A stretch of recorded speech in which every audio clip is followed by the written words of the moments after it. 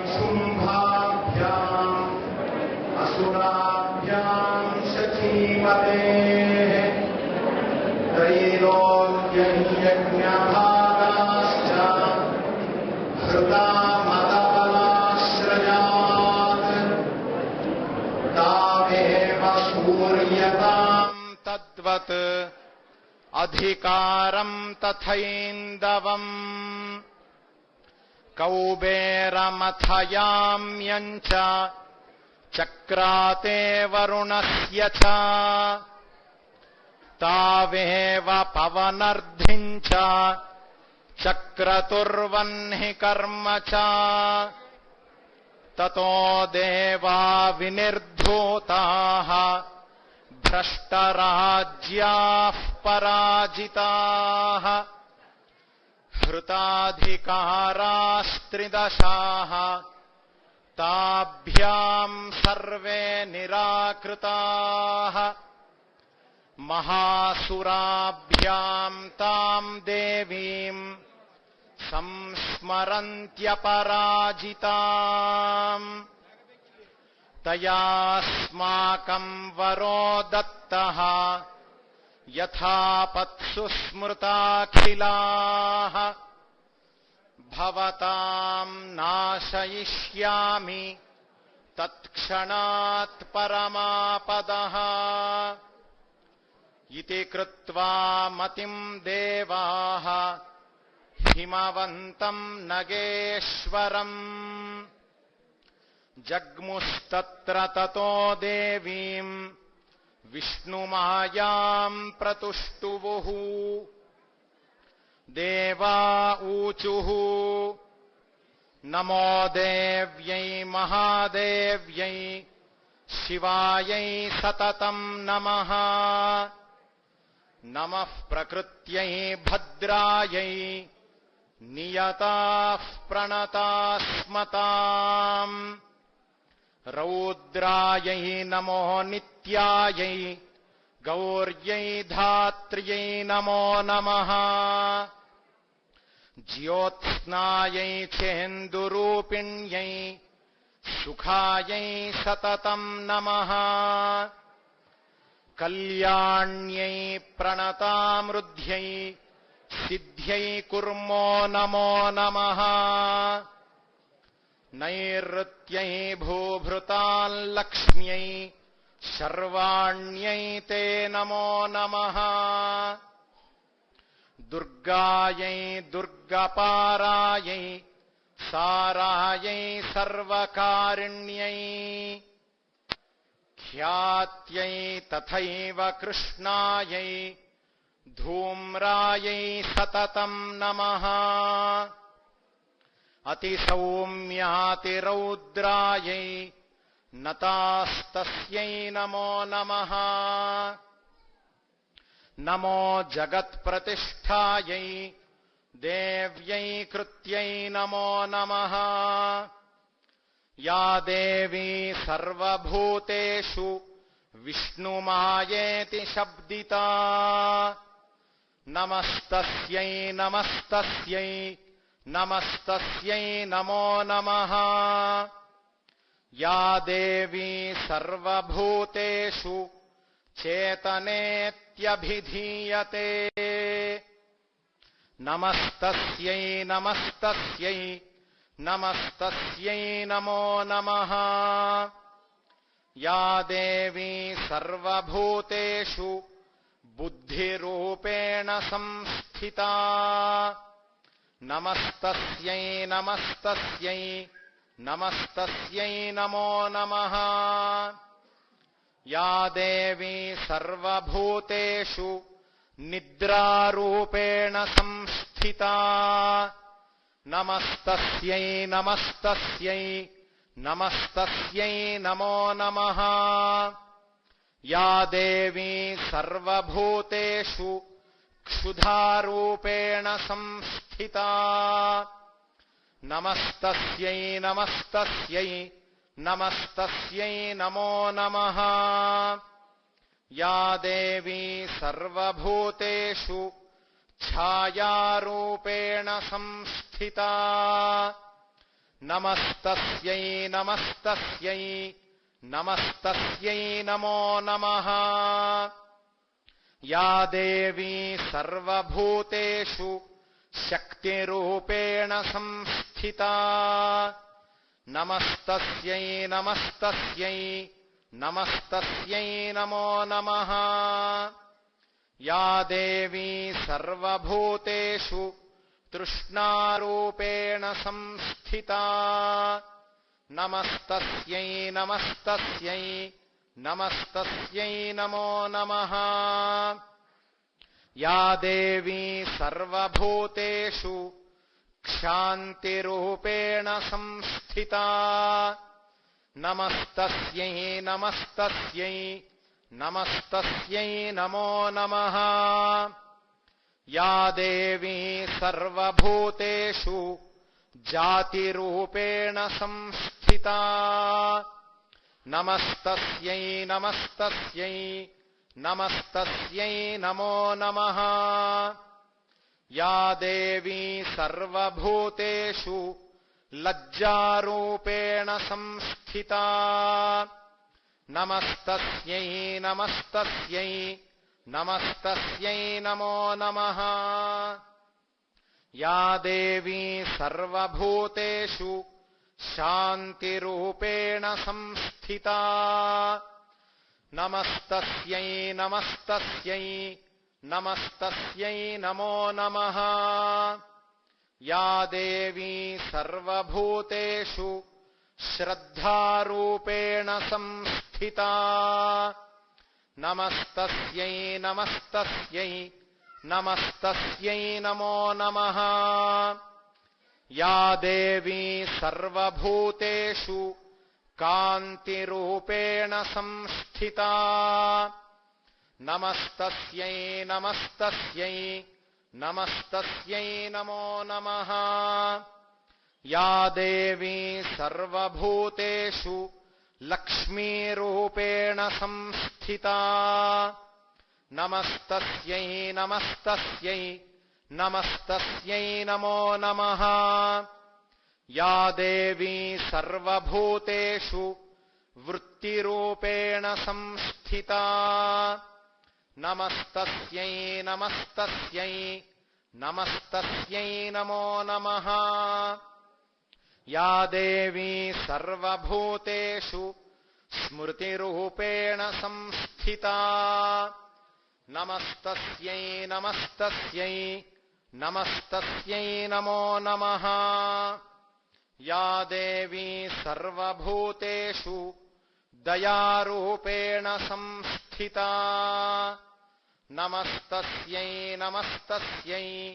నమస్తస్యై నమో నమః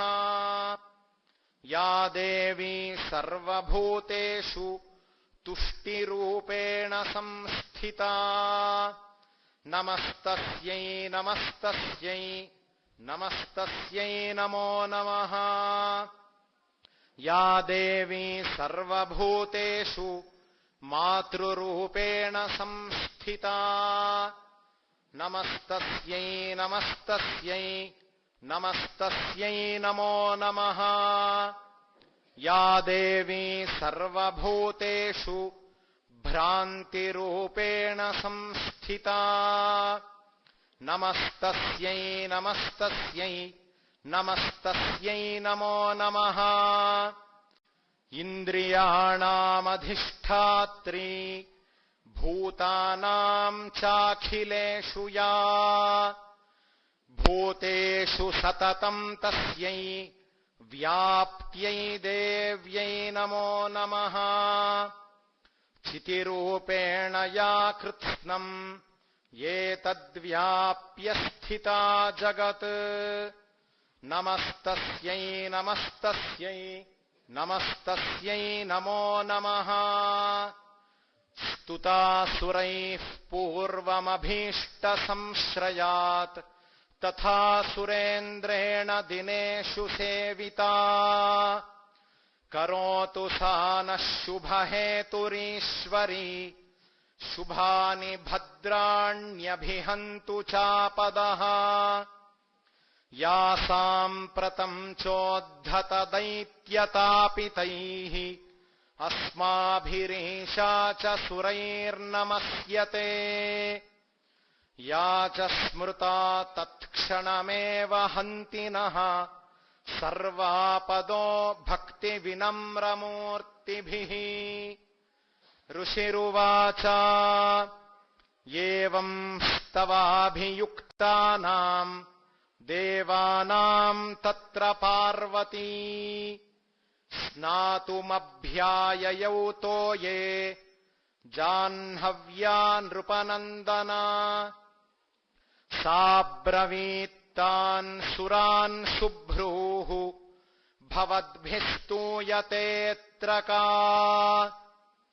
शरीरकोशतश्चास्याः समुद्भूता ब्रवीच्छिवा स्तोत्रम् ममैतत्क्रियते शुम्भदैत्यनिराकृतैः देवैः समेतैः समरे निशुम्भेन पराजितैः शरीरकोशाद्यत्तस्याः पार्वत्या निःसृताम्बिका कौशिकीति समस्तेषु ततो लोकेषु गीयते तस्याम् विनिर्गतायाम् तु कृष्णाभूत्सापि पार्वती कालिकेति समाख्याता हिमाचलकृताश्रया ततोऽम्बिकाम् परम् रूपम् बिभ्राणाम् सुमनोहरम् ददर्श चण्डो मुण्डश्च भृत्यौ शुम्भनिशुम्भयोः ताभ्याम् शुम्भाय चाख्याता सातीव सुमनोहरा काप्यास्ते स्त्री महाराज भासयन्ती हिमाचलम् नैव तादृक्वचिद्रूपम् दृष्टम् केनचिदुत्तमम् ज्ञायताम् काप्यसौ देवी गृह्यताम् चासुरेश्वरा स्त्रीरत्नमतिचार्वङ्गी द्योतयन्ती दिशस्त्विषा सा तु तिष्ठति दैत्येन्द्र ताम् भवान् द्रष्टुमर्हति यानि रत्नानि मणयः गजाश्वादीनि वै प्रभो त्रैलोक्ये तु समस्तानि साम्प्रतम् भान्ति ते गृहे ऐरावतः समानीतः गजरत्नम् पुरन्दरात् पारिजाततरुश्चायम् तथैवोच्चैश्रवाहयः विमानम् हंससंयुक्तम् एतत्तिष्ठति तेऽङ्गणे रत्नभूतमिहानीतम् यदासीद्वेधसोद्भुतम् निधिरेष महापद्मः समानीतो धनेश्वरात् किञ्जल्किनीम् ददौ चाब्धिः मालामम्लानपङ्कजाम् छत्रम् ते वारुणम् गेहे काञ्चनस्रावितिष्ठति तथायम् स्यन्दनवरः यः पुरासीत् प्रजापतेः मृत्योरुत्क्रान्तिदा नाम शक्तिरेषत्वया हृता पाशः सलिलराजस्य भ्रातुस्तव परिग्रहे निशुम्भस्याब्धिजाताश्च समस्ता रत्नजातयः वह्निरपि ददौ तुभ्यम् अग्निशौचे च वाससि एवम् दैत्येन्द्ररत्नानि समस्तान्याहृतानि ते स्त्रीरत्नमेषा कल्याणी त्वया कस्मान्न गृह्यते ऋषिरुवाच निशम्येति वचः शुम्भः स तदा चण्डमुण्डयोः प्रेषयामास सुग्रीवम् दूतम् देव्या महासुरम् इति चेति च वक्तव्या सा गत्वा वचनान्मम यथा चाभ्येति सम्प्रीत्या तथा कार्यम् त्वया लघु स तत्र गत्वा यत्रास्ते शैलोद्देशेति शोभने ताम् च देवीम् ततः प्राह श्लक्ष्णम् मधुरया गिरा दूत उवाच देवि दैत्येश्वरः शुम्भः त्रैलोक्ये परमेश्वरः दूतोऽहम् प्रेषितस्तेन त्वत्सकाशमिहागतः अव्याहताज्ञः सर्वासु यः सदा देवयोनिषु निर्जिताखिलदैत्यारिः स यदाह शृणुष्व तत् मम त्रैलोक्यमखिलम् मम देवावशानुगाः यज्ञभागानहम् सर्वान् उपाश्नामि पृथक् पृथक् त्रैलोक्ये वररत्नानि मम वश्यान्यशेषतः तथैव गजरत्नम् च हृतम् देवेन्द्रवाहनम् क्षीरोदमथनोद्भूतम् अश्वरत्नम् ममामरैः उच्चैः श्रवससंज्ञम् तत् प्रणिपत्य समर्पितम् यानि चान्यानि देवेषु गन्धर्वेषूरगेषु च रत्नभूतानि भूतानि तानि मय्येव शोभने स्त्रीरत्नभूताम् त्वाम् देवि लोके मन्यामहे वयम् सा त्वमस्मानुपागच्छ यतो रत्नभुजो वयम् माम् वा ममानुजम् वापि निशुम्भमुरुविक्रमम् भज त्वम् चञ्चलापाङ्गी रत्नभूतासि वै यतः परमैश्वर्यमतुलम् प्राप्स्यसे मत्परिग्रहात् एतद्बुद्ध्या समालोच्य मत्परिग्रहताम् व्रज ऋषिरुवाच इत्युक्ता सा तदा देवी गम्भीरान्तस्मिता जगौ दुर्गा भगवती भद्रा ययेदम् धार्यते जगत् देव्युवाच सत्यमुक्तम् त्वया नात्र मिथ्या किञ्चित्त्वयोदितम् त्रैलोक्याधिपतिः शुम्भः निशुम्भश्चापि तादृशः किन्त्वत्र यत्प्रतिज्ञातम् मिथ्या तत्क्रियते कथम् श्रूयतामल्पबुद्धित्वात् प्रतिज्ञाया कृता पुरा यो माम् जयति सङ्ग्रामे यो मे दर्पम् व्यपोहति यो मे प्रतिबलो लोके स मे भर्ता भविष्यति तदागच्छतु शुम्भोऽत्र निशुम्भो वा महाबलः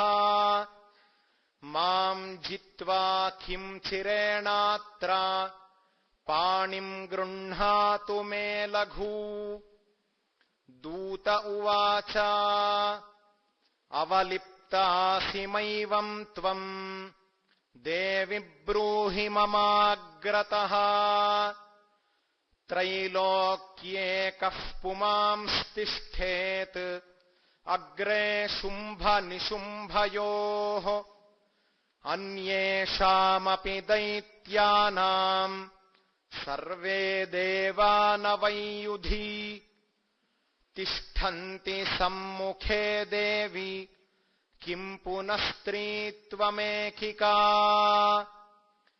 इन्द्राद्याः सकला देवाः तस्थुर्येषाम् न संयुगे शुम्भादीनाम् कथम् तेषाम् स्त्रीप्रयास्यसि सम्मुखम् सा त्वम् गच्छ मयैवोक्ता पार्श्वम् शुम्भनिशुम्भयोः केशाकर्षणनिर्धूतगौरवामागमिष्यसि देव्युवाच एवमेतद्बली शुम्भः निशुम्भश्चापि तादृशः किम् करोमि प्रतिज्ञा मे यदनालोचिता पुरा सत्वम् गच्छ मयोक्तम् ते यदेतत्सर्वमादृतः तदा चक्ष्वासुरेन्द्राय स च युक्तम् करोतु यत् स्वस्ति श्रीमार्कण्डेयपुराणे सूर्यसावर्णिके मन्वन्तरे श्रीदेवी माहात्म्ये देव्या दूतसंवादो नाम पञ्चमोऽध्यायः ऋषिरुवाच इत्याकर्ण्यवचो देव्याः स दूतोऽमर्षपूरितः समाचष्टसमागम्य दैत्यराजाय विस्तरात्